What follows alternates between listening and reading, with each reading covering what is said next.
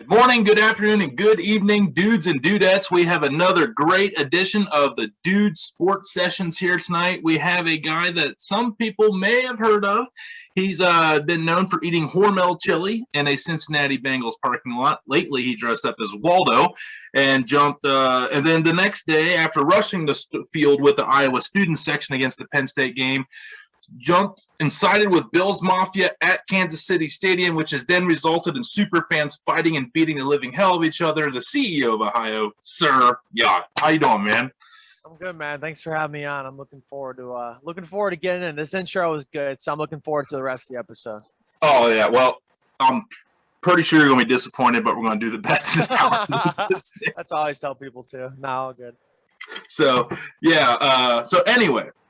Man, excited to have you on here during COVID last year. Let's talk about the social media stuff. Then we're going to wrap this up here with some lovely Cleveland sports crews. There's all kinds of positive vibes going on in that scene right now. So let's at least talk about some happy stuff. Get people excited. Then we'll completely blow them off with disappointment down the road here at the tail of this thing off. So, man, you self-proclaimed yourself the CEO of Ohio, and next thing you know, things just got weird, man. Now you're working with You Betcha, that handsome, slim fellow behind you up there in the rafters, monitoring your every wake and move. I think there's actual cameras in his eyes up there now that I look at it closer. Yeah. How's everything going for you? And tell us about the ride. It's good. So I'm out here in North Dakota, a company called You Betcha, and Miles, the cardboard cutout, that's the guy who runs the entire operation. He gave me an opportunity about a couple months ago. Cheers, Miles. So I live, yeah. Cheers, Miles. So I'm here every 2 weeks, and it's a lot of fun. And I my job is just to kind of be myself and make content, and nothing really changed except living in Fargo every 2 weeks. But it's just such a blessing, man. Like, I'm having such a great time. I'm loving it. I've been working my rear end off on this for 3.5 years, and it's been paying dividends the start of this year monetarily. It started paying off around COVID time last year, so just super thankful and having fun every day. I wake up and I'm just so pumped to go attack the day and just make content and just have a blast. Dude, describe for people in Ohio what the hell Fargo, North Dakota is like. Is it as bad as what you think it is? Because from the videos I've seen, pretty nice downtown areas, looks pretty clean, looks pretty nice, and just probably a little bit out there. It definitely is clean. Fargo has a lot of great people, really nice. It's like any Midwest town, very big food and beer scene. They're a big drinking town here, not in a bad way, but they can put down some down some Busch lattes, that's for sure. But it does get super cold here in the winter because it's very flat, so just windy all the time. It is really flat, which it makes me miss like the rolling hills, out by, especially where you are. Yeah. But even in Cuyahoga County, everywhere else. But what's great about it is you'll never miss a sunset. Like the color of the sky during the sunset or the sunrise is beautiful.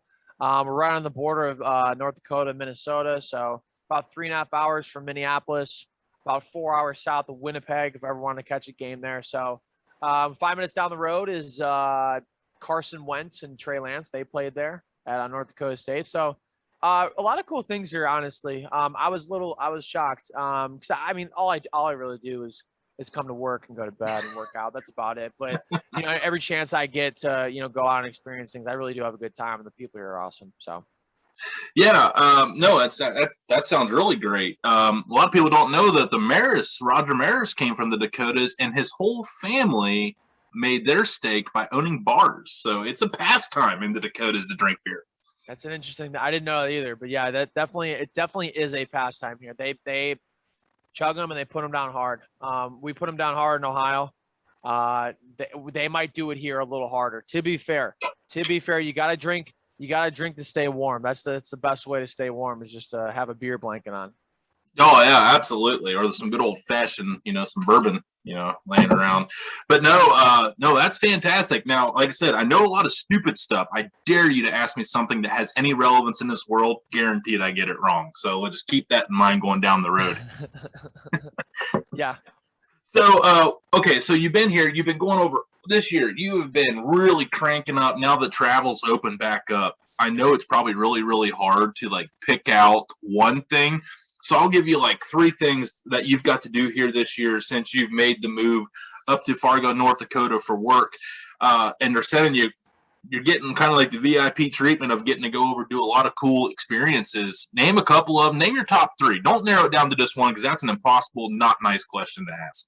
No, it's okay. I appreciate that. It's so I've actually only gotten sent out to 2 places, and they were the places that you mentioned. So Iowa Penn State game, which is number 4 at 3. And then Iowa won, and we stormed the field, which is pretty crazy. And then the next day we got up, drove about 4.5 hours to Kansas City. We were in Kansas City for about 10 hours. We got the Bills Chiefs game, which is Josh Allen, watching him play, and it was unfortunate, that Mahomes just wasn't as good. Hate to hear it. Hate to hear it. You just hate to see it. But it was it's just for seeing the game. It was a lot of fun. I got to dive through a table with the Bills Mafia. I was walking around. I want to call you out on that. That table was already pre-snapped. I saw it, dude. That was weakest table in the history of ever, dude. That was weaker than Kansas City's offensive line. They took that from their buffet table in the locker room, and I want to hear you admit it. Hey, whatever it was, I don't think so. But if it was, I'm just glad I wasn't hurt because you stuck the landing. Well, thank you. It was pouring right before. There was an hour and a half weather delay for the game in the second half, but before the game it was pouring. So I'm like walking around trying to see if someone will. I'm like, damn, we'll see if somebody has a table. I was like asking, and then I kind of gave up. And all of a sudden, somebody I go through this Bills tailgate, and somebody goes, "Hey, Waldo, dive through this table." And I'm like, all right. So I'm going to get on this like super nice like GMC Sierra because this girl said I can get on her truck. Well, then the guy looks to me like as I'm on the truck, he's like, get the fuck off my truck now. Like, get off my truck. And he like was going to, he like looked like he was going to beat my ass. I'm like, all right. So somebody picked up like a Honda CRV or whatever, and I jumped off of that. But bring out the Cavalier. Yeah. So but what I can tell you is, so I'm going to the Penn State Ohio State game in a week and a half. So that's really cool. And then next day, Browns Steelers Halloween, which Browns and Steelers fans arguing drunk in Halloween costumes might be the funniest thing ever. I'm so excited for that. You got to come up with something epic for that, by the way. I mean, you got to start brainstorming. I dare you to wear a half Roethlisberger, half Myles Garrett jersey. Just something absolutely terrifying. That'd be so funny. Or a Chris Collinsworth Bengals jersey. Just some random player. A white Ray Lewis jersey with a red blood stain in the middle. Yeah, something like that. You could wear Kurt Schilling sock. Just the sock, nothing else. His bloody sock, just his bloody sock. That's it. Yeah. Yeah. So 3 games I'm looking forward to that I'm going to. So I got 9 more games the rest of the year, but I'm going to Arkansas. I'm going to Arkansas at Alabama. So that's gonna be nuts. So I'm really pumped for that. I'm going to a Cowboys and Saints game, and it's going to be a good game, but I'm more so excited just to interview people on Bourbon Street because that's just going to be wild. That is just going to be crazy. And then I am going to a Packers game as well in November. And then man, you suck. That's awesome.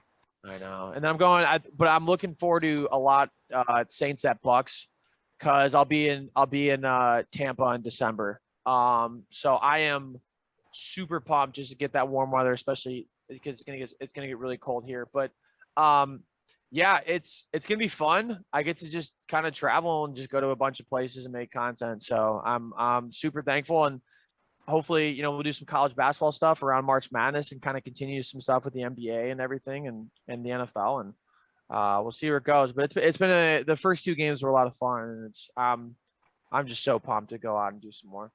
I think everyone's like really excited for you, like all across the board here. And it sounds like down the road, I'm not even going to ask you to pick out which one of those is your most favorite. But I know that Ohio State Penn State game is probably going to have a little extra special meaning to you. Well, if you think about it too, so right now it's number 4 at number 5. So that's just a little down from the Penn State Iowa game. And we'll see. I mean, that'll be a big win for Ohio State if they can do it. Could you imagine if Ohio State and Cincinnati play the national championship, or even if this in the semis like that? This state would blow up. The state would blow up. Do you know the last time Ohio State's lost to an in-state team? Was it like 100 years ago or something? Like it was more than that, and it was to Oberlin College, like in the 1910s. I think I did see that. Yeah, which is Yeah, wild. The Ohio State's first game was against my alma mater, Ohio Wesleyan. So that was it's crazy that they used to play each other. But yeah, they just don't. I think weird. the reason is because for like 50, 60 years, nobody scheduled against Ohio State, and then they started playing like Bowling Green and those schools. But Ohio State and Cincinnati, they don't really play each other. Yeah, there's a reason for that because Ohio State's trying to protect that record. Let's be honest. You're going to do a little bit extra on the scheduling sector to keep that in-state dominance alive. Well, that's true because you're recruiting, you're kind of battling with Cincinnati in-state. So if you lose to them, you're basically losing some recruits. But I think that's kind of I'm an Ohio State guy. Obviously, I'll pull for Yes. Cincinnati honestly if they're representing the semis. Ohio State isn't, but like that's kind of I think it's kind of a coward move. No, it's a Cleveland Browns were underdogs, man. Like, who doesn't want the damn underdog to lose? We've been underdogs our entire freaking life as a Browns and Cavs fan, and as a Cleveland sports fan, for God's sakes. Like, we win and the Indians somehow without Guardians, whatever the hell you want to call them, they're Indians and for now. You take Tito Francona out of it, and we're just as miserable with that as we are with the Cavs without LeBron James. Yep. So, yeah, Cincinnati's totally okay and justifiable as a Cleveland sports fan because there's a difference between Browns fans and Buckeyes fans. Like, Browns fans really don't like Buckeyes fans when they lose. Bad things are going to happen to fire the everybody. wife, fire the everybody. kids, your baby, your puppies. They're all getting punched. But when fire everybody too. Yeah, we're like whatever. Like, all right, well, Saturday's over. On to Browns. So I think we're not. I think it's Brown. Like, I'm a Browns fan more than a Buckeyes fan. So Cincinnati's totally okay.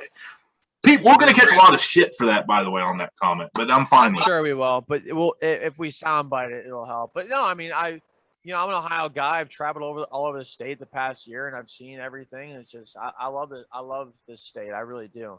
So hey, if it happens, I don't know. Like, if Ohio State and Cincinnati play each other at some point, I'm not gonna be mad if Cincinnati wins. Obviously, I'm gonna be pulling for the Buckeyes, but man, that's just I feel like this is the year it's gonna happen. Honestly, I feel like it's the year. Here's our out. Yeah, I will not apologize for Ohio being badass at football and just owning the national championship. No, I don't think. Yeah, exactly. If you're mad about that, then I don't know. I think it's better for everybody if all the teams are good. And the Buckeyes fans are like, well, Luke Fickle's just stealing Ohio State cast-offs. Like, okay, then he's done very good at it. I have a hot take for you right here. Ohio State fans and Browns fans are two of the worst fan bases in college and sports. Yes. Ohio State fans are very toxic. And I've started to learn that Browns fans, because of just the PTSD of losing and everything like that, are incredibly toxic. It's so hard to be on Twitter on Sundays. Like, I tweet stuff and then I don't really look at anything. It's just so draining to look at that shit. Yeah. Twitter is like my least favorite platform. I call it the necessary evil because like you have to be present on it. And that's why I'm just now kind of like really sinking my teeth into that world because you're just asking for keyboard warriors to just flex on you. But I love it. Controversy sells. So there we go. So before we get into the Browns, because, oh my God, we got all kinds of stuff. Coolest place you got to feature on your travels in the last year since COVID? Here in Ohio. So all the places you've been, tell people to go to this one place because it blew you away. Man, I really did love Hocking Hills. It's the second most diverse ecosystem in the world behind the Amazon rainforest. I don't think a lot of people know that. My mom lives there, and I didn't know that. Yeah, I don't think people there know that either. I learned it on my canopy tour. I went ziplining. Been there. You got that. You got the Hocking Hills State Park, which is unbelievable. They got these adventure parks there, which are just crazy. I can't even explain what you do there. They got these things called sauna pods where you just it's basically like this little like thing you go up into. It's probably like 6 feet by 6 feet by 6 feet, and you just sit in there and it's like a little sauna. It's right outside of your cottage. It's unbelievable, man. It's a pretty cool place. I had so much fun, so many outdoor things to do, and it's really building up actually, and a lot of people are moving there, especially post COVID. But I liked a lot of places. I mean, the whole Lake Erie Islands is something that I think a lot of people know how to take for granted. I really enjoyed Oxford, one of my favorite college towns. Really? Oxford's a great town. It's so fun. It's such a beautiful place too. I mean, uh, there's a lot of great places. I had a lot of fun in Troy. Floating river tent that I stayed on in the middle of the night. Forgot pillows, so that was miserable, but that was on me, not them. But man, like every place I've been to, I can't even count how many I've been to. I had a fun time. I have not had a bad experience any of the places I had. The visitor bureaus in town do a great job. Yeah, well, I mean, dude, I've sat back and watched it. I'm like, damn, that guy is living. Good for him. I think more people are happy for you than jealous. But if they give you hate, that just means that they want to be you, dude. So, Well, take that. the views are views, and I feel like I'm doing something right if I'm getting that. I mean, I get why I get hate on some things. Like I put some things out there, I know I'm going to get hate. I get it. You have to put some controversial stuff out there. Like I treat my wife like trash sometimes, and it's funny. You got to do what you got to do. Well, that's the thing too. Is I mean that in a joke. No, I know. Even if you put out good content only, you're still going to get hate. So it doesn't. I'm like, it doesn't matter, whatever. But one more thing too on a town I liked. I mean, I like all these towns, but we have people always go to like the Finger Lakes. I think that's a great region for wine and like Napa Valley and stuff like that. Like Ashtabula, Grand River Valley area. They got 3 wineries in the entire region, and they can't stop building them. I went to 7 or 8 of them, and I had such a great time. Like I went another time on a party bus for one of my friends, her birthday. And it's a great time. Like you can't go wrong. So many good wineries, and I think a lot of people in this area, Northeast Ohio, don't realize it. No, I think all over Ohio, like even like down here to Tuscarawas County where I'm at, like there's just a winery in every town, and like there's some towns that have 3 or 4, and they do a good job. And I keep forgetting, but Amish country, unbelievable, so beautiful, unbelievable. I'm going back I'm going back next week to go to Sunny Slope Winery to make I told you out there. To make a video with them, and I love like Millersburg and Berlin, and the rolling hills are just unbelievable. It's just such a great time, and there's so much. It's the cheese capital of America. Yeah, that's where I went to high school. The Swiss Village in Sugar Creek, man. Like that the cuckoo clock. The cuckoo clock. That's gotta have the cuckoo clock. Oh God, yeah. That was a big deal last year when somebody let their kid climb on the cuckoo clock and break the damn handle. Like who lets their kids? Yes, parenting at its worst. People are nuts. Some parents are bad. Communist move. They shunned in the Amish community. They shunned and they crapped all over that cuckoo clock. Can't win with it. Can't have it. Nah, it's tough. That's brutal. Sorry, that made the paper. It made the paper down here. That's a big deal. How you know it's big time. If it makes big time, and that's also know how nothing exciting happens in my life because I worry about the cuckoo clock. You know what though? That's a good thing. It's like that here out in Fargo. It's like they call it easy living, man. It's just there's not a whole lot that happens, and honestly, like it's kind of peaceful. You kind of just focus on like, I love Cleveland and everything like that, but man, going to a Browns game or going to a tailgate, there's just shit that happens, and you're like, man, I just want to watch football. I just want to have a good time. I just want to have a couple drinks. That was my next question. It wasn't going to be an easy one. Is like now that things have kind of just gotten crazy, like you're in the public eye 24/7. You can't, put a tweet out to say happy birthday to somebody without 30 people being like, oh yeah, what, like, oh, just coming at you for nonsense. Like, do you ever just like have a day when you wake up and you're just like, if I could just not post one damn thing on Twitter, today would be a good day? Do you ever just get tired of it? Definitely. I mean, most of the time I don't. I love doing it. I think Twitter is the most tiring. Instagram's fine. Instagram's great, actually. TikTok's I love Instagram. Yeah, TikTok's like toxic for a lot of people. For me, man, it's like it's great. Like honestly, I don't really get too much hate. And if I do, like it's because I'm doing some trolling, just to see if something works or not. Facebook is. I think we call you pot stirrers, if I'm not mistaken, down here. Yeah, I try not to do it too much, but Twitter, I definitely do. Yeah, it's okay. Definitely. I mean, if it gets like that, I just turn my notifications off. I don't pay attention to too much stuff. Because I try to remember, like, it's just I'm gonna have fun, and like people are gonna have their opinion, and it is what it is. But no, I mean, I would say 99% of the time, like, super excited. Like if I don't post, I think it's the opposite. I'm just like, man, like I suck. Like I gotta get something up today. Like even if it's just like the smallest thing. But then I am very thankful for the time where I kind of take a break because it's so fun. But like with anything, you need to have like a break from it. Yeah.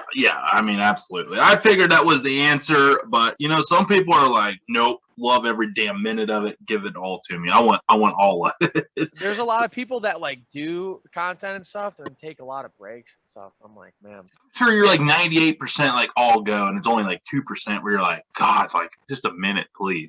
Exactly, and there are people that come up to me like, how do you handle all this like hate and stuff? Because there's people that are new content creators, and they start getting hate because a tweet kind of takes off, but then they pay attention to like the 15 likes that like say like I did, like that say like you suck, you're worthless, and I tell them to turn the notifications off or realize like that person's typing on a keyboard, wasting 30 seconds to a minute of their time hating on you. Do you remember the meanest thing anybody's ever said to you? Like, I mean, there's ever been one thing you're like, golly, like I want to like follow you just because that was the most creative shot ever. Man, I don't know. Like I don't remember exactly, but I do know like the first video I ever put out, ever, it blew up. And it was right after the Browns went 0-16. I think Chris McNeil retweeted, and that's why it took off. But it was just me kind of scouting places for Hugh Jackson.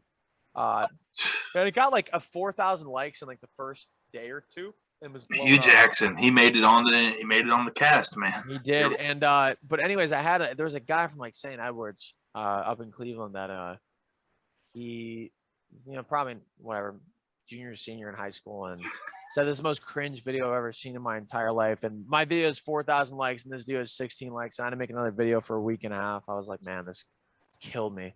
So I don't really remember all that stuff. I mean, a lot of people say some mean stuff. I do remember last year around like all the speculation around the Big Ten and stuff. Somebody I was just searching my name and I was like, geez, I hope no one's saying anything bad about me. I saw this guy like say something about like someone should like shoot me or something, or I hope I not like, if I see Sir Yacht in public.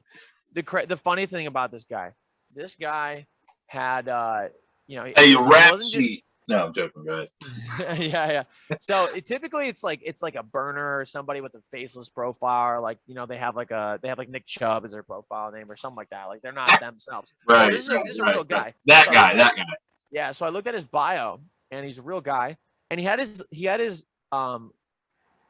like his company name and like his whatever he did, and in his bio, the profile, he had a link to his website. So I went to the website, and he has his phone number on his thing, and he's like not just like some schmuck, like he's like a marketing manager he's not the boss, but he's high up in his company.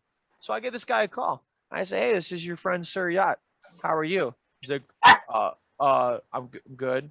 I'm like, hey, I was going on Twitter and saw you had a death threat about me. I didn't think that was too cool, man. Talking to my legal team over here, which is my friend who graduated law school. And I said, we're thinking about pressing some charges against you. So, maybe think next time before you do that, man. I could really mess up your whole career right now if I wanted to. He's like, man, we don't have to do that. I was just kidding. I actually like your content a lot. All this like kiss ass shit. So I told him I wasn't good. Yeah. He ended up deleting it. He ended up following me, and I followed him for 2 seconds and unfollowed him, and I think I blocked him or something. I'm not sure, but man, he's probably like the most loyal patron at this point. He's probably buying all your merch. I hope so, man. I'm probably run free in that guy's head, but he, but it's so funny because like, people just type anything, man. They don't think there's consequences. Like that guy put a death threat online, and like if I really wanted to, I screenshot everything. I still have the screenshots. If I really wanted to, I could. Report to his company, but like it's just people are like really dumb, man. Like they don't Isn't it crazy? Like, they don't realize like anything you put online, it's not going to go away. Even if you delete it, like someone screenshot at some point. So that's why, like, I don't know. I don't know. I don't give a whole lot of information anymore. I used to. I had an account that was suspended. My first one was suspended because of like a DMCA violation for music. So this one I've had since May, and it's been going up quite nicely. But yeah, I don't give too much information anymore. I don't post too much on Twitter about my girlfriend. I do a little bit on Instagram, but people are crazy, man. Like I just don't. We saw your apartment. There's nothing there. You don't even have any decorations to pick apart, dude. No, nothing. Did you find the whitest paint possible to paint your walls? I have to know. No, I didn't pay my walls. That's how it came. So I just haven't had much time to like decorate my apartment and all. Like I finally got like furniture. I was just picking because you put it out there like roast my apartment, and I'm like, Yeah. I got to give him some shit on this. Like, you're like we can't. You're like, yeah, we can't. There's nothing in it to roast. Like I'm like, damn, that's a good point. So, nah, that's funny. All right, man. So we got cheers to that. I'll chug one with you. Cheers, man.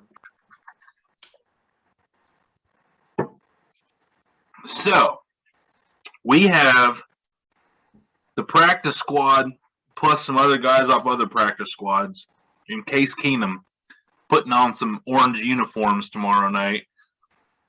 I think Myles Garrett is playing. Maybe we got Clowney. I don't know. Maybe not. Probably not. So what are we doing tomorrow night for the Browns game? And I don't know. I know I'm being a total homer, but I'm feeling good about tomorrow night. I have this weird feeling our defense is going to show up. I hope so. I hope so, man.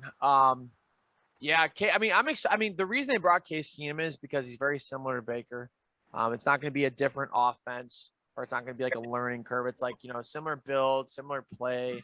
When Baker came into the league, Coward compared him all the time to Case Keenum. So I don't know. We'll see. I think the Broncos are going to win, but I hope I reverse jinx them, honestly. But so my thing tomorrow is if the Browns beat the Broncos, I'm going to do the one chip challenge. This thing is hot as hell. Apparently it's not fun. Yeah. It tastes like battery acid, and it's a lot of pain. Nobody wants to do it. Yeah. It'll make you shit molten lava, guaranteed. Yeah. It's like use baby wipes when that comes out. You'll thank me later. Get the ones with the lavender. It'll help the bum. I'm gonna go to the store tomorrow and definitely do that. I have two kids. Take my advice on this, man. No, I know what you're talking about, man. Yeah. Yeah. I've had Taco Bell a few times.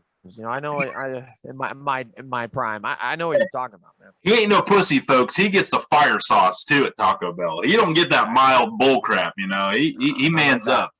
Nothing. No. Yeah, even the Diablo sauce too. That's what. Diablo! Both of his is dropped, folks. He's dropped. He's got the Diablo right in there. Yeah, man. I got Pepto Bismol on deck. On deck. Poser, man. Posers don't use Pepto. They just man up. Don't choke. Don't choke on the Bush latte. That's not a good look for you. Betcha. You can't choke on the lattes. Hey, man. You're making me laugh over there. What can I do? Well, I told you the jokes suck. It's not my fault. Your sense of humor is questionable. Yeah, questionable sense of humor likes. But I like that because that just means we get along. That's true. I'd say it's more indictment on my sense of humor than your taste. Yeah. I would agree. My wife in 4 years of marriage has yet to laugh at a joke, so I'm taking that as a sign that maybe my jokes just aren't that good. Maybe your wife just doesn't understand humor. I don't know. Maybe she's a communist. Maybe might be a. Maybe her last name's Putin. Oh my God. We got some talking to do after this. We're going to have to speed this up. Yeah, you might have to run too. Let's get her. No, I'm joking. Yeah. Anyway. All bad humor aside.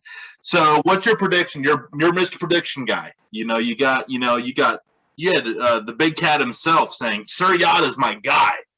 When you predicted Ohio State coming, their Big Ten's playing last year. You're the Nostradamus of scores. I got one in my head for tomorrow night. I'll tell you what it is. What's yours? My hope is that Case Keenum has a pretty good game. I hope Odell plays. Brown's Twitter would break if Case Keenum and Odell had this chemistry. But I mean, look, I want Baker's health to be the priority long term. I don't care if it's Case or Baker, honestly. I want the Browns to win. Some people are like, well, I don't know if I want Case to win because then it'll have this controversy. It's that was where I was going, but yeah. So I want the Browns to win. I don't think they're going to, just because it's not an indictment on Case or anything like that. They're just so injured. But hopefully the defense shows up. Every week they want Joe Woods fired, which doesn't make any sense. But it's I don't know. I can't handle the toxicity of Browns Twitter. But I'm gonna say they lose by a field goal. I think I texted you on Messenger on Sunday. I was like, the Browns don't deserve a winner. The amount of hatred for a competent quarterback for the first time since Bernie freaking Kosar. And no, I'm not saying Vinny Testaverde was. We got him on the back nine of his career, like every other quarterback in Cleveland since then.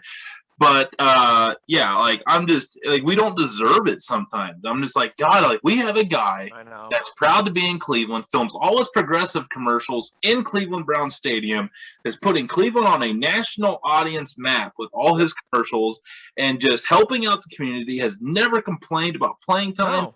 And we're just like, get the hell out of here, man. Give me Case Keenum. You're too small. You're a shrimp. You can't win. Nay, people, newsflash. He's winning.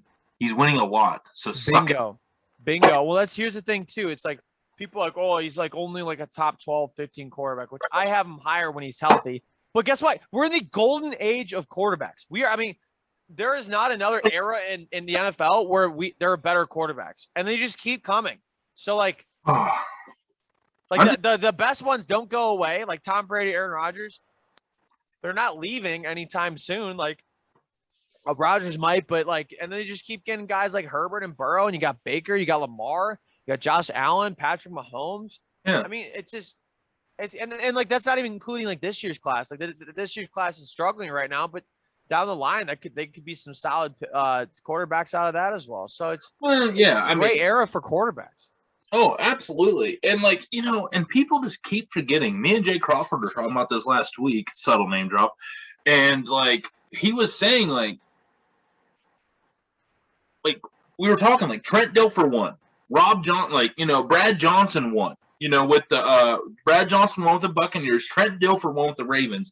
If them two dudes can win, can we agree that Baker Mayfield's a little bit better than those guys? Like, can we at least say he's better than those two Super Bowl winning quarterbacks? Please. Well, if you said that, it means you're sucking off and you're protecting Baker. Just look, like you should be critical of a guy. That's fine. Like you could say Baker hasn't played up to his standards, and that's I agree. But he's also been battling injuries since the Houston Texans game.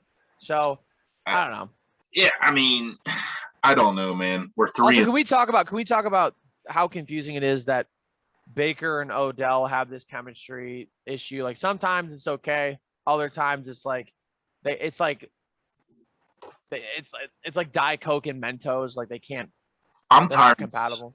I'm tired of all that takes. I'm tired of the Odell sucks takes. He has done nothing this year but try to fit in and be a model citizen on the Cleveland Browns roster. Oh, yeah.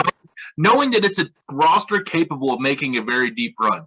He gets upset one time after, being missed wide open, and heaven forbid the guy be a competitor that wants to win a freaking game. Instead, we bring in guys like Dwayne freaking Bowe, who just steals our millions of dollars and dips the hell out. Britt. Yeah. Kenny Britt after that, part 2 of the Dwayne Bowe part 2. And we're sitting there upset that a guy's mad he's losing. Am I taking, almost said it, crazy pills?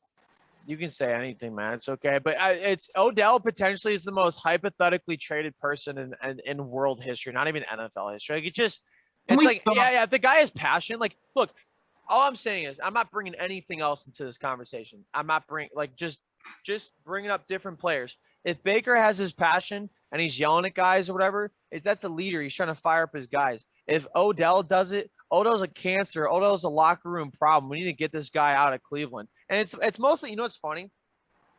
And this is a thing that I've noticed, and I think other people online have noticed in the past couple of years, or maybe it's just been more like prevalently said. But it's like you got the media and they create these narratives, and then when they go against the narrative, it's like SportsCenter or like Bleacher Report. They're like, oh, everybody said Odell needed to be traded. Odell has 3 touchdowns today. It's like, you are the ones that created the narrative. You created that. That's so annoying. Oh my God. They create it as long as it fits their narrative. And then when no longer fits their narrative, like, no, that's not what I meant. Cast it off to the side. They just pretend somebody else said it. And it's like, no, you said it. Yeah. No one else said it. So I know you said it because I see you say it. Jesus, man, get off the tit. But exactly. Poor Odell though, and Baker. I mean, look, they get paid a lot of money. They sign for it. If they're smart, they're not paying attention too much to social media and the hate and stuff like that. And look, I mean, they're getting hate for playing a game, it's a game. Baker's getting paid literally bottom tier quarterback money because he's still on his rookie contract. he's not making anywhere close to $20 million this year. I think he's making like 16 million. Like, can we agree that he is a $16 million valuable quarterback? Like, well, you and I can agree because we have some nuts and bolts somewhat still together. Like, we survived college and still have some common sense left. There's clearly a lot of Browns fans that shit's gone. Like, IQ over like 30 or something like that. I'm not sure what a good IQ is, but I know 30 ain't a good IQ. I don't think it's even a stably functioning IQ. But yeah, I think he got 30 more than me. So congrats. You're welcome. Could be worse. I mean, thank you.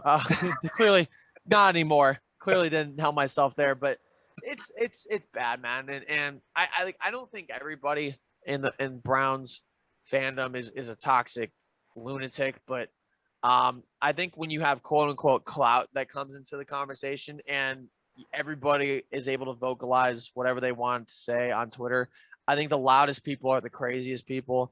And sometimes that's me, honestly. Like, sometimes that's me, but like, you know, I know I've learned what kind of does well and doesn't do well with certain things. So you play into some things because even if you're nice and even if you don't put out crazy stuff, like people are going to hate you online. But it's unfortunate because, I mean, look, we all know we had 29 other starting quarterbacks since 1999. We've seen a lot of bad play. I mean, you're talking about like Tim Couch, Derek Anderson. Everybody's seen the jersey. You're talking about like Tim Couch and Derek Anderson and Kelly Holcomb being like the three best quarterbacks we've had since Baker came back. Like, man, I'm so thankful for that guy. Like, he'll be fine. Like, they have a lot of faith in him. They've already picked up his fifth-year option. I know that they didn't extend him, but we'll see. We'll see. I think his health should be prioritized long term because I do think he is the guy. And then, come on, we're into our fourth year with Baker, and there's still people questioning him. I mean, it's just sad. It is really sad. Some people want to see this team fail. I truly believe that with my heart. They need something to talk crazy. about. It's like they're sad that the draft sucked this year. Like, oh my God, this draft sucked. We didn't pick till 22nd. Like, what am I going to do all offseason? I don't even got the draft to look forward to. Like, yeah. I swear to God that like people are jacked for that draft every year. Like, oh, we need more draft picks. No, we don't. Like, let's cut the bull crap out on that one for sure. Yep. So, what's your prediction for tomorrow? Your score prediction guy. Bold take. Go. 24-21 Broncos. If I'm wrong, I'd be so happy. I'd be happy if they lose. Okay. And it's like I said, it's not an indictment on Case Keenum or the defense. There's so many injuries on that offensive side. Teddy Bridgewater is not horrible. Von Miller literally said he doesn't know who he's going to match up against, who the tackle is, but he's going to kill them. He literally said that. Like, I don't know. Like that, I feel like that's bad news for Case Keenum. But we'll see. I mean, it's going to be a close game. I don't know if it's going to be a high-scoring game by any means, but 24-21. If they win, dude, I'll eat the crow. I'm happy with that. No, I said, like, come on, man, because my score was 24-21 Browns. Like, I swear to God. You're at 24-21. I'm like, you prick. Then you're like, Broncos, and I'm like, okay, I can still stick to mine because I was like, yeah, I agree, 24-21 Browns. I'm hoping for the reverse jinx. We'll see. I'm hoping the reverse jinx. We'll see. I'm thinking 21-21, and our main man, Chase Mclaughlin, hits a game winner from 52 yards out as time expires to win 24-21. He is. Book it. He is about. I love it. He's about as money as you can be for a kicker. I mean, can we? No one's talking about the fact that he hasn't missed yet. Like, okay, we always bitch about our kicker, but no, we don't talk about the good stuff. No, but also if you aren't talking about a kicker or like the owner or like the GM or the coach, it's a good thing. It means good things are happening. So it's okay. We talk about Phil Dawson. We have the Dawson flag. I heard more about Phil Dawson and Why did you hear about Phil Dawson though? Why did you hear about Phil Dawson? Because nothing else was going well. Because nothing else was going well. That's why. Like, oh, Phil Dawson flag. Like, it's the only flag outside of the stadium. Like, maybe he'll miss this one. Like, no. Crazy. He has the most points for our franchise since. Well, I don't know if that's still true anymore. I feel like Baker probably has. No, I bet it's Phil, dude. Phil played for what? Phil played for what? Like 12 years? Yeah. And Browns? And Baker's going to break that. He was with them in 99, and he didn't leave until like 12, 13 or something like that. Yeah, I mean, so he played 14 years, and let's face it, we settled for a lot of field goals in those 14 years. Too many field goals, man. Too many field goals. Yeah. Too many field goals. I'm not lost on the season quite yet. I mean, Baker's got to get surgery at some point. People are like, well, if he rests, like his labrum will be okay. Yeah, Like, you had a torn labrum, right? I do. It's I did. It's not in a rotator cuff. It's not fun. It's not a fun injury, but rest will definitely help the other parts, soreness and things like that. But I'm just worried he's going to keep getting hit on his left shoulder. And, you know, I mean, how could you not think about your left shoulder when you're throwing and like somebody's coming at you, a 300-pound defensive lineman's coming at you full force? Like how with a a 4.240. Right. These people are fast and unbelievable for their size. Like it's like full blown like refrigerators running at you. So I don't know. Like if I was the guy in charge of this, I'd shut Baker down the rest of the season. But I like it sucks because I want to see him play, and I think he will. Hopefully he comes back and he plays against the Steelers. But you know, fingers crossed. I hope Case Keenum plays well tomorrow. You know, who knows? Maybe him and Odell connect, and we see some magic. We see some cardiac kid type stuff. So I don't know. Yep.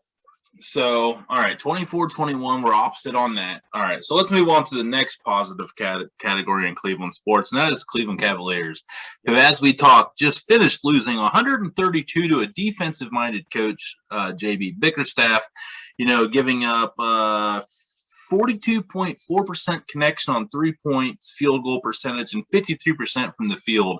Solid success rate for a winning basketball after scoring 121 points. Dude, let's just face it. Are the Cavs going to suck?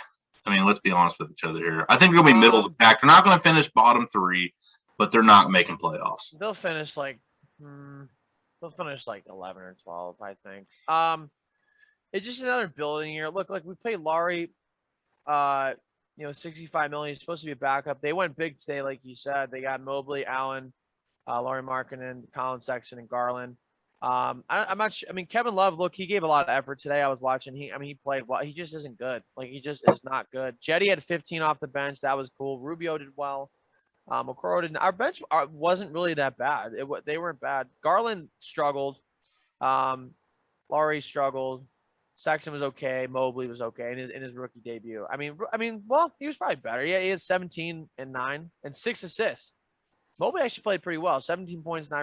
Mobley balled out. Mobley balled. Well, you know, when it looked too, he runs the floor very well. He only shot 2 threes. He made one of them, but we'll take that out of our 5 guy or 4 guy, right? Right. The issue with our team, other than like what the fuck is our GM's name?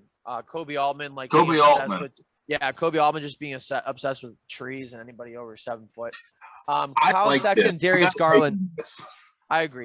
Colin Sexton and Darius Garland can't. I mean, they're too small. They cannot play with each other. I like both. I don't know who I choose. If you haven't told me to pick over one, it reminds me of like a Kyrie Irving, Deion Waiters situation. They were both good, but they couldn't play together. Here's the thing. Here, like plus minus, like, you know, give or take, you can skew for stats and things like that. Let me give you the plus minus for a team that lost by 11 today. Okay. And it doesn't do justice because it was a close game until the final like 2 minutes. Laurie had -4, Jared Allen +5, Evan Mobley -18, Colin Sexton -14, Darius Garland 0, Jetty -17 off the bench, Kevin Love -3, Okoro +8, Ricky Rubio -12. So when you lose by 11, you typically don't see a +5 from Jared Allen, +8 from Isaac Okoro. Like those, like 0 from Darius. That's wild. That is like, that kind of jumps out to me. I don't know. I'm just kind of, it's crazy. Well, and then I don't know. It's just a weird game. Ja Morant had a -6 and they won by 11. That's kind of crazy.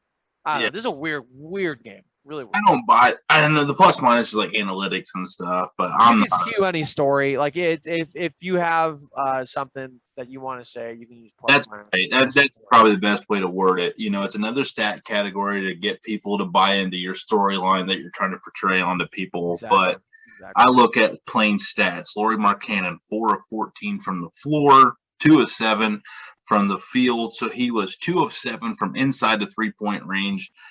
For a 7-footer, not impressed with that. And Colin Sexton, 2 of 6 from the 3, only 1 assist, 1 rebound. That's a problem. Darius Garland, and Rubio. I think the Rubio signing was our best offseason signing. And he's actually probably going to give Garland a run for his money, which I think is ultimately going to improve Garland's style of play and make him just keep pushing him, because he's got Rubio, who's an established NBA veteran on his heels, dropping double doubles off the bench. And I mean, between Garland and Rubio, they had 22 assists. That's a lot. That's a lot. And the Cavs actually 38 assists to 28 assists, and of the Grizzlies on that. So Cavs moving the ball around. 121 points. I mean, I have no problem with the offensive output. My beef is JB Bickerstaff is supposed to be this massive defensive guru, and he's got Jared Allen, Markkanen, and Mobley 3-footers on the floor, and you're still giving up, 53% of the shots from the floor overall. Like, got to fix that. For sure. And Cavs Twitter is also a little toxic. It's not as big as Brown's Twitter, I think, or as vocal. But I always say I always say Colin Sexton and Darius Garland just don't flow together, and people you don't even know what you're talking about. You don't know basketball. I'm like, well, basketball is kind of the only thing I do now, actually. But tell us about that. Well, I played Ohio Wesleyan. It's like nothing crazy. No NBA. The Branch Rickies. The Branch Rickey Arena, we were number 4 at one point in the country. I played with a lot of great teams. We're the Battling Bishops, man. We're the Battling Bishops. I know everything. I'm a Battling Bishop. We should know that one, in all fairness. No, but it's it just doesn't make any sense, man. Like Colin Sexton, Darius Garland just don't flow together. I think Kobe Altman should have been fired last year. Like, I'm not a big fan of JB Bickerstaff either. Like, I know, you need continuity and stuff like that, but it'd be nice if they went. And Dan Gilbert, it's time. Like, he can own the team and stuff. And I like Jimmy Haslam now, so maybe Dan Gilbert go back to being a good owner again. Or I don't know if he ever was a good owner. Maybe just the guy that we drafted from Northeast Ohio. Who knows? But yeah, it's just it's a tough team right now, and they're not gonna. As of now, they're not gonna be great. But they're not constructed well. Like Laurie and Denzel Valentine, the Chicago Bulls were not good last year, and they gave them up. Not because they got, whatever. It's because they weren't good. They weren't efficient. And they're super excited when they're gone. And we picked them up and paid them $65 million. Like, Laurie, $65 million. Like, gotta be kidding me. We paid him a lot. Yeah. Like when we're already, strapped for cash with the Kevin Love situation. So we thought we'd, splash the pot with a Markkanen contract of that sort there. So. Yep. Yeah. I don't think you and I are going to disagree a lot on the Cavs here. I say they're in the draft lottery once again, but it's in that 11-12 spot, and they'll finish maybe they'll get lucky and get a top 10 pick again. I want to bring a quote to your attention that I thought. Okay. I don't have the direct quote or anything, but I just have the gist of it in my head. So I'm sure you'll put a spin on it like everybody else on it. Yeah. So somebody interviewed Jared Allen. I think it was a few months ago, and they were asking how the team is and the direction, things like that. We're a young team, we're learning right now, and we're going through our growing pains and stuff like that. Blah blah. Blah. Basically, this stuff. And he's like, if we have a good season, we work hard. I honestly think in 2 to 3 years, 3 to 4 years or something like that. He said we could be a 5th place team in the Eastern Conference. I'm like, oh my god. He did. I did not see that. That is not. Swear to God, I cannot make this up. I was like, that is the most loser mentality I've ever heard in my entire life. That is the biggest loser mentality. I know you can't win with that. I know you can't win with that. It's not him. It's the culture, man. It's that whole culture in that building is toxic. And that's where the Cavs. I love them, but I'm not wrong. That's why. That's why, the LeBron effect is the real deal. He took some teams that. This would probably. This would be one of the better Cavs teams he had ever played on. This one right now. I would say. Okay, Kyrie Irving, I get it. Kevin Love, but even Kevin Love with LeBron was hurt a lot. No, he would take this team to the finals. I fully believe that. Even right now, when he's approaching 37. When he's approaching 37. You mean to tell me you would give him Colin Sexton, Darian Garland, Evan Mobley, Ricky Rubio, He's already won with Osman, and you throw in Isaac Okoro, and you mean to tell me that LeBron couldn't generate enough double teams to get some one-on-one matchups with them guys? I'm telling you, That's why the look at superstar effect is real. No, it is, and it's the positive and the negative. He decimates teams, but then when it's worth it because when you have him on your team, he took the freaking 2007 Cavs to the NBA Finals and beat the team that should have won the NBA Finals that year in the Detroit Pistons. I mean, he absolutely, it wasn't even just like he dominated historically. That was his fourth season in the NBA, man. Like that was crazy. Do you remember that? I mean, I'm sure you remember that game. Oh, I remember like it was yesterday, man. It was unbelievable. Game where he scored like 27 of the last 28 or something like that. Yeah, somewhere around there. Like it was stupid. He scored. I think he scored their final 25 points. Yeah. And they had Sasha Pavlovich starting at 3. Yeah, I remember. Remember one day hearing about Sasha. I played in this league out in Avon. It's just like a summer league or something like that, and Sasha was playing in it. Earl Boykins played in it too, and a couple other people from the NBA. And the next day, Sasha was playing for the Dallas Mavericks. He got called up because they were injured. Like he was playing in like Avon Summer League one day, and then not Summer League, like maybe like a fall league or something like that. The next day he's playing for the Dallas. He's starting for the Dallas Mavericks. So I'm like, oh my god. Yeah, so Delonte West, Booby, him, the Drew Sogauskas, Drew Gooden, Ira Newble. I've seen play before. I played against him before. That's funny, man. Ira Newble, Jesus. Like, I mean, look, you got to be good to be in the NBA. Like, there's no doubt. Oh yeah. Like, that team around him, man. People wonder why LeBron left. Like, you got crazy ass Dan Gilbert, and then you got the team around him. I don't know. I don't blame him. We didn't give him anything.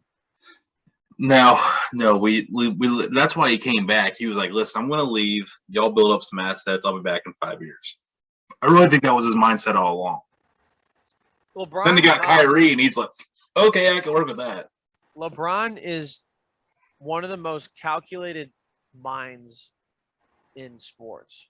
He's always like people that play with him. It's fascinating to hear like Amon Shumpert or somebody give like an interview and say like, I mean, LeBron is like talking about this. He's looking at this. LeBron sees the floor better than like anybody I think that's ever played the game. I mean, he's unbelievable, and I think with everything too that he does. Like I just saw him in a new commercial for a fitness thing, and it's the brand I've never heard of in my entire life. And I honestly think it's mostly he's very forward thinking. He surrounds himself with the right people. And I mean, just even off the court, on the court, he's always playing chess, not checkers. He's always like 3-4 steps ahead. So I firmly believe, like you said, that the plan all along was to come back to Cleveland.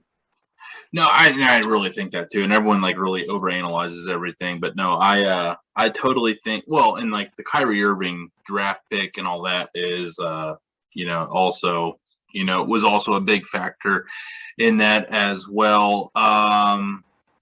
But yeah, man. Well, dude, I think we got everything covered here tonight. We got the Browns. We got 24-21. You're the bad guys. You can be you can take the hot take Timmy on this one, and I'll be the positive Patty, and I'll take the 24-21 Browns. We both agree that the Cavs are probably not going to do much this year, and the Guardians, because we have better things to talk about than baseball in October. That is true. Right now. I will say though, with the Cavs not being probably not being great this year, I am excited to see how Evan Mobley does. I think he's going to be a great piece, and I'm just saying, man. Like I put out this parody music video of Ben Simmons being lazy. I said the lazy song, Ben Simmons version. I think there's a real possibility that he goes either to the Houston Rockets or the Cleveland Cavaliers. I seriously think there's an option, and I don't know if I want him necessarily, especially with the fallout right now and him like going to practice and stuff, but you're going to have to support him. And we support Kevin Love right now, man, which has been possible. You're going to have to support Ben Simmons. We'll see.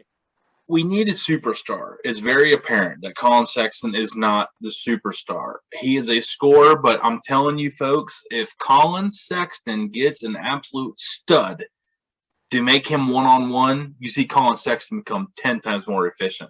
He is not a guy that can beat 2 to 3 players on a team. He is a one-on-one guy, and I think it's just clear, like, there's so many superstars in the league, and if you don't have one, don't worry about it. Like, I mean, that's where we're at in the NBA. If if you don't have a stud, like an alpha male, or since we're on the Dude Network, a dude, I mean, I just don't think you have much of a hope and a prayer in the NBA. Yeah, you need I two don't know if Ben superstars. Simmons is that guy either. I really don't. That's where I'm at. I don't know. You need two superstars, and I'm not sure if they're either of our guards are. I mean, but my question is, if you have a trade package for somebody like Ben Simmons or somebody, who are you going to send? Are you going to send Colin Sexton? Or are you going to send Darius Garland? Right. And people are going to be like, "Oh, well, Giannis won with Chris Middleton." Yeah. Well, let's just admit that the Bucks won by default last year. They played basically 2 seasons in like 10 months, and everybody was just dropping like flies. And the Bucks were the most healthy down the stretch. Well, and if Kevin Durant's foot was a millimeter shorter, the Nets would have gone to the NBA Finals. So, but no, like actually, it was not a rhetorical question. My question to you is, if Ben Simmons is traded to the Cavs, who do you send? Do you send Colin Sexton? You send Darius Garland? Like, and I guess that's in terms of who's. Colin Sexton all day. I mean, I just got done saying the stat line. Now, Darius Garland did go 3 of 10 from 3, but he had 13, 12, only 2 fouls, and I doesn't have turnovers on mine here. But I mean, I'm going to guess that overall the turnovers weren't that bad from Darius Garland. I just think Darius Garland as a point guard has more value than a 2 guard in the NBA. I think you need to have a stud. Colin Sexton, I think you can replace him with a sharp-shooting anybody. That's maybe 2, even if they're 2 inches taller. I think you can replace Colin Sexton. I mean, hell, we got a guy on the bench right now, Chetty Osman, that could probably, no. I mean, saying he could fill in for Sexton, but let's face it, we get Simmons in. Simmons is going to take Sexton's spot. I don't like them. Simmons can't take a 3, but you got to trade Sexton for Simmons. I just don't see why you trade Garland. Does Garland have more upside than Sexton? I don't know. I feel like if you have an opinion either way, but like I'm sorry. Like they can't play together. They're too undersized, and statistically, they're not great defensively. They're not great. Yeah, no, that's clear. 132 points in regulation time, folks. This game did not go to overtime at all. They shot 14 of 33 for 42.4% from 3 points and 53 of they got 100 shots up. Good Lord. They had 100 possessions, dude. They had 100 possessions to the Cavs 93. That's a lot of possessions. I think it's just a quicker NBA. 11-point game, 7 possession difference. You can do the math, folks. That's all it is. Yep. And it was close with 2 minutes left. I mean, they were down 3 points, and then they just couldn't close it out. Yeah. All right. College football upset this weekend. Who you got? There's not a lot of good games this week. I hope look, even for Penn State, I hope Ohio State and Penn State do not lose. Penn State plays Illinois. Ohio State is at Indiana. I hope they don't. Both of them don't lose because it's going to be a great game next weekend that I'll be at. Let me look up the schedule real quick. Do you have any? Coastal Carolina just got beat by Appalachian State. Appalachian State. It's a college. They beat Coastal Carolina 30-27. You heard it here first. Oh, that's your upset. No, that happened tonight. Oh. I'm Coastal looking at it right now. The Chanticleers are done. They lost at Appalachian State 30-27. Appalachian State is upsetting everybody now. 44-42, Michigan who? So you want me to pick an upset? Yeah, pick one. I'm going to pick Clemson and Pittsburgh play each other. Pittsburgh's 23. That could be an upset. Clemson beating Pittsburgh. Wisconsin at 25. Purdue. That could be an upset. LSU could beat number 12 Mississippi. I mean, those are 3 potential upsets right there. USC could beat 13 Notre Dame. I mean, those are 4 upsets that I'm going to pick right now. I'm going to say LSU over 12 Mississippi, Clemson over 23 Pittsburgh. I'm going to say Wisconsin over 25 Purdue, USC over 13 Notre Dame. And those are all home games for the teams that are ranked. So I'm going to go with Iowa State at home over Oklahoma State. The Campbell coach out there, I think it's Matt Campbell. Dan Campbell's up in Detroit. Matt Campbell out there, I think he's at home. They're 4-2 against Oklahoma State, and Gundy always has the letdown games, and they're undefeated. Oklahoma State loses at home at Iowa. No, loses on the road at Iowa State this weekend. And UCLA with Chip Kelly knocks off his ex-foe at home, Oregon. Interesting. I like it though. I'm a big upset guy. I love, there's nothing better than watching a upset, especially upset for the team that is storming the field. Nothing like an upset at home. I think that's pretty those are two home dogs that I always look at the home dogs. Always look at the home dogs. So, all right. Well, I think we got everything here. Hey, you know what, man? You look like you got some more content or, some more chili to eat down in the Cincinnati Bengals parking lot. You got all kinds of crazy shit to do, man. But I tell you what, I appreciate the hell out of you joining me here on Dude Sports Sessions. I sure as hell hope you come back for round 2, 3, 4, up to whatever. And you know what, man? Seriously, as a fellow Ohioan, you have been killing it. It has been an absolute pleasure to watch you grow and be a proud CEO of Ohio. I will not throw any shade at you on Twitter for that title there. You have made all of us proud, man. You're killing it, dude. Just keep killing it. And you bet your ass. See what I did there? Yes, you bet your ass you're going to keep killing it throughout the rest of the year, man. You got a crazy schedule coming up. Don't forget about the rest of us Ohio folks on the way. Man, I owe you a solid for coming on here. Ladies and gentlemen, dude and dudes at Yacht. Thank you. Yeah, thanks for having me on. It's been a lot of fun. Definitely had a lot of fun on this pod, and I mean, everything you said means a lot. I'm super grateful for what God's kind of put into my life. So very thankful and looking forward to come back on here for episode 2, episode 3, and throughout. So he said it. I didn't say it. He said that. I mean, you said it, but I also said it. So. All right, it's official. It's going on Twitter, so it's official. I mean, it's legally binding at this point. Like, it has to happen. So. Yeah. I mean, I know that you'll have a law team, and your people will talk to my people, but our people will figure it out because we're all Ohioans. We're good people. Yeah, you're the voices in your head, the voices in my head will come together, figure it out, and get a time for the next time. Hey, last question: who's better, Otto Graham or Jim Brown? Jim Brown. What? He made a championship. No, Otto is one of the best quarterbacks of all time, no doubt. But I just saw Jim Brown's stats yesterday. I saw Jim Brown's stats yesterday. Unbelievable. I just like going to Otto Graham because it's a hot take that drives everybody crazy. I mean, I think it is Jim Brown, but everyone forgets that he was literally in an NFL championship or a football championship every year. He was a starter for the Cleveland Browns, even during World War II. Yeah, and that's a different era too. You got guys playing in playing in NFL, going to World War II, getting drafted and stuff like that. It's just, I mean, 2 great players in NFL history that played for the Cleveland Browns. And I think a lot of people, in Cleveland don't realize that. They need to check up on their history, watch YouTube videos, if you will. Yes, not Twitter, because that's toxic and it's all lies. Yeah. None of that. Ladies and gentlemen, dudes and dudettes, Surya. Thanks, man. Thanks for having me on, Tony.